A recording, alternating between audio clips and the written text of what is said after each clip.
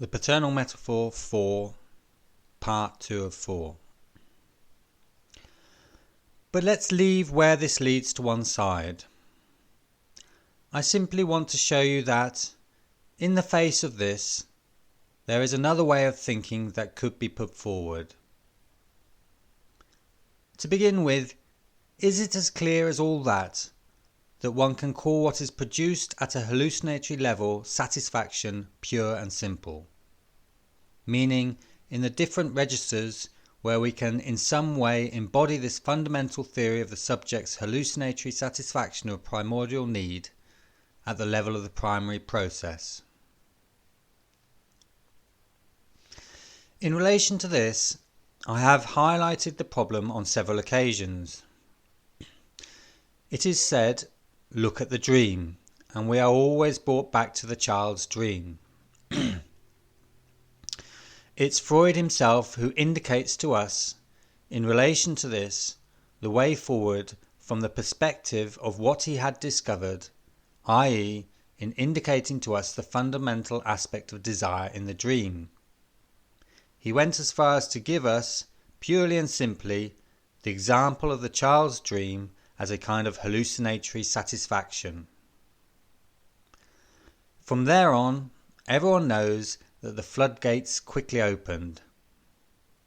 Psychiatrists had for a long time been looking towards desire for a theoretical basis to the subject's disturbed relations with reality. For example, by relating it to structures analogous with those of the dream. The perspective that we are adding here does not allow us to bring in any essential modifications to this. I think it is very important, at the point where we have got to, and even in the face of the impasses and difficulties that are invoked by this conception of the subject's purely imaginary relationship with the world, as being the very principle on which the development of his relationship with reality is based, to put in opposition to it the following, of which I will show you the location in the little diagram that I keep using, and which is this one here. I take it up again in its simplest form, of which let me remind you, it seems that I need to go over it again a little bit, let me remind you what it's about, i.e., this here is something that can be called need. But I already and essentially call it desire, because there is no original or pure state of being in need, and that, right from the beginning, need gets set off in the plane of desire, meaning within something that, for humans, is destined to have a certain relationship with the signifier. And that it is in crossing over,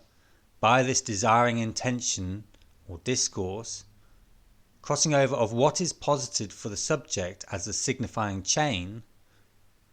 whether the signifying chain has already imposed its necessities in his subjectivity, or whether, right at the beginning, he only encounters it in this form, that it is already and essentially constituted with mother, that it already imposes its necessities and its barrier on him with mother. And you know that here he encounters it for the first time in the form of the other,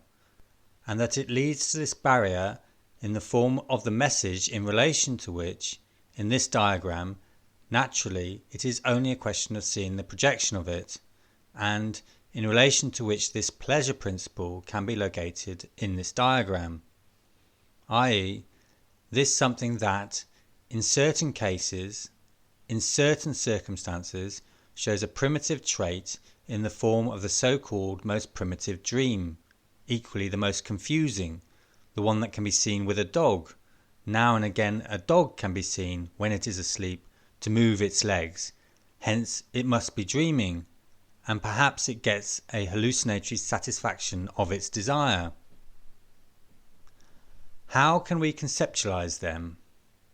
Or even, how can we locate them, and precisely in humans?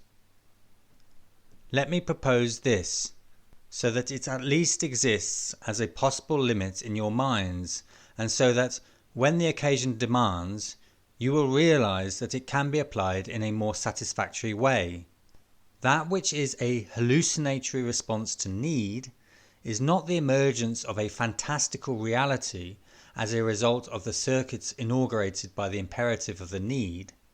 It's the apparition, as a result of this imperative, of this movement that begins to be invoked in the subject towards something that must, in effect, indicate certain lineaments for her, him. It's the apparition, as a result of this, of something that indeed is not unrelated to this need that she, he has for a relation to what is called the object, but that fundamentally, I would say, right from the start, has this character of being something that has a relation with this object such that it deserves to be called a signifier. I mean, something that essentially has a fundamental relation to the absence of this object, that already has a character that is of an element exclusive to the sign. And Freud himself cannot do otherwise when he articulates what this mechanism is, this birth of unconscious structures. Look up the letter that I have already quoted, letter 52 to Fleiss, at the moment when a model of the psychical apparatus begins to formulate itself for him, which precisely allows him to take into account the primary process. He has to accept from the beginning that this mnemonic kind of inscription that is going to respond in a hallucinatory way to the manifestation of need is nothing other than this, a sign, which means something that is not only characterized by a specific relationship with the image, as in the theory of instincts, and in this kind of lure that can be enough to awaken need but not satisfy it, but something that, as an image, is already located in a specific relationship with other signifiers. With the signifier, for example, that is directly opposed to it, that signifies its absence. With something that is already organized as signifying, already structured in this relation that is correctly speaking fundamental, which is the symbolic relation insofar as it emerges in conjunction with this game of presence with absence, of absence with presence, a game that is itself usually linked to a vocal articulation that already constitutes the emergence of exclusively signifying elements. In fact, what we can see from experience, what is produced even at the simplest level of a child's rules, is not satisfaction in some way, when it is about nothing other than straightforward hunger. It is something that already presents itself with the character of excess, if I may say so, of exorbitance. It is exactly what, for the child, has already been forbidden, such as in little Anna Freud's dream, cherries, strawberries, raspberries, pudding, everything that has already begun to have a characteristic that is correctly speaking signifying, since it is already that which has been prohibited,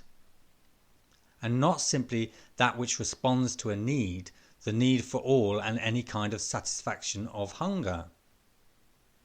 which consists in presenting itself in the form of a whole festival of things that precisely go beyond the limits of what is the natural object of need satisfaction. This absolutely essential trait is found at every possible level, at whatever level you take what is presented as hallucinatory satisfaction. And hence, as for the inverse, if you come at it from the other end, when you are dealing with a case of delirium, with which you may also be tempted, for lack of anything better, before Freud I would say, to search for something that corresponds to a kind of desire on the part of the subject. You will get there via a few ideas, a few well-directed flashes of inspiration, thus showing that this something here or there may seem to represent the satisfaction of a desire. But is it not obvious that the major and most striking phenomenon, the weightiest, the most invasive of all the phenomenon of delirium, is not just any old phenomenon, is not just anything that relates to a kind of reverie of desire satisfaction. it's something as definitive as the verbal hallucination, and before anything else, before knowing whether this verbal hallucination happens at this or that level,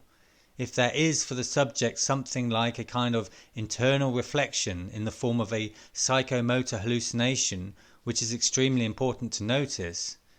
if there is projection or such like, doesn't it appear from the beginning that in the structuration of what is presented as hallucinations, what dominates to begin with, and what should even serve as the primary element of a classificatory system is its structure based in the signifier,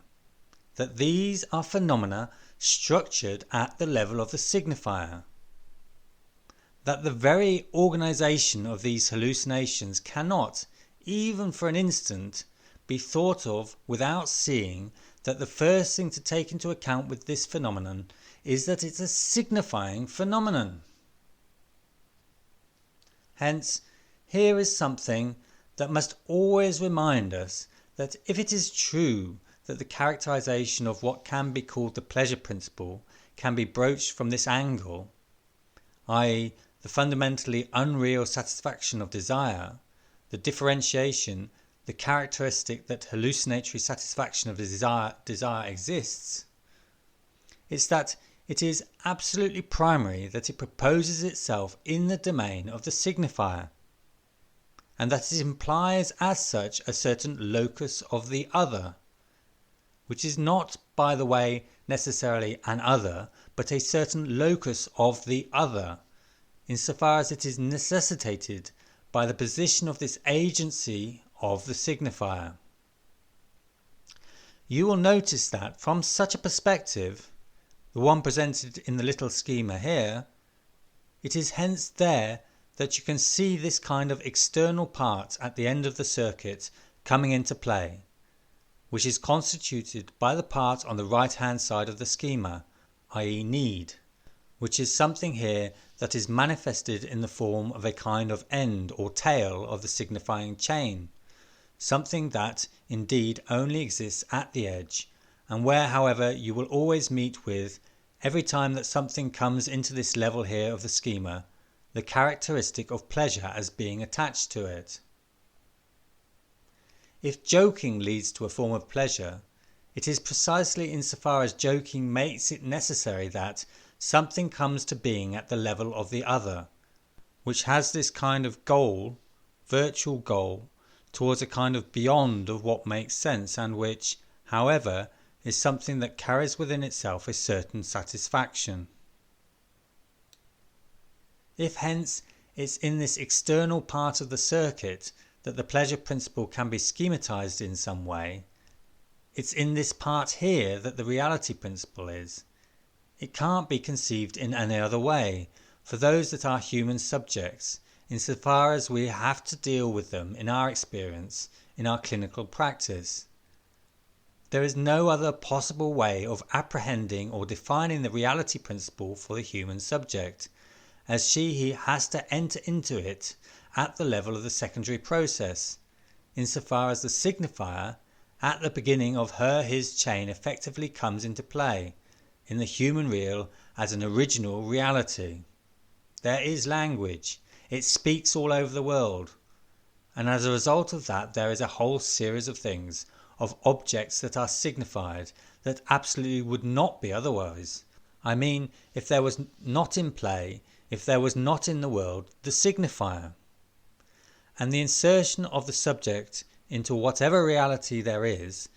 absolutely unthinkable via a pure and simple experience of whatever it concerns, a frustration, a discordance, a bang, a burn, anything you want.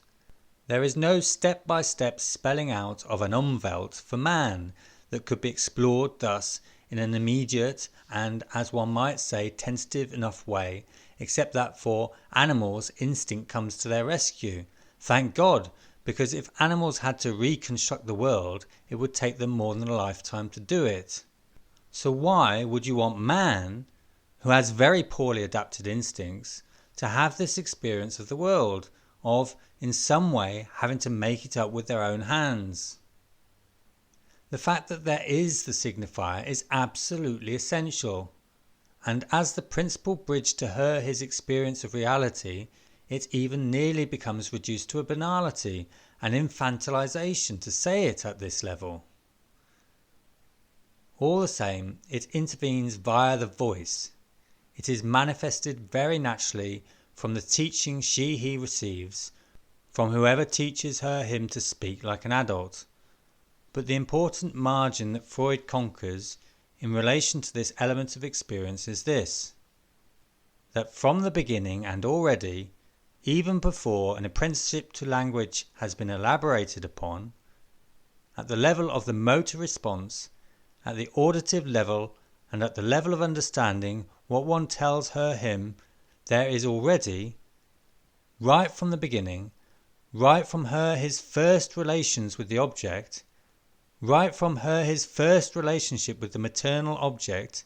insofar as it is the primordial object, primitive, the one on which his initial survival, subsistence in the world depends,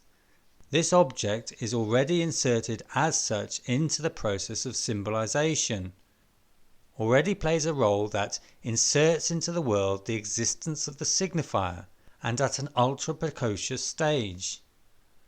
Tell yourselves clearly, from the moment the infant simply begins to be able to oppose two phonemes, these are already two spoken words, and with two, the one who pronounces them and the one to whom they are addressed, i.e. the object, i.e. his mother,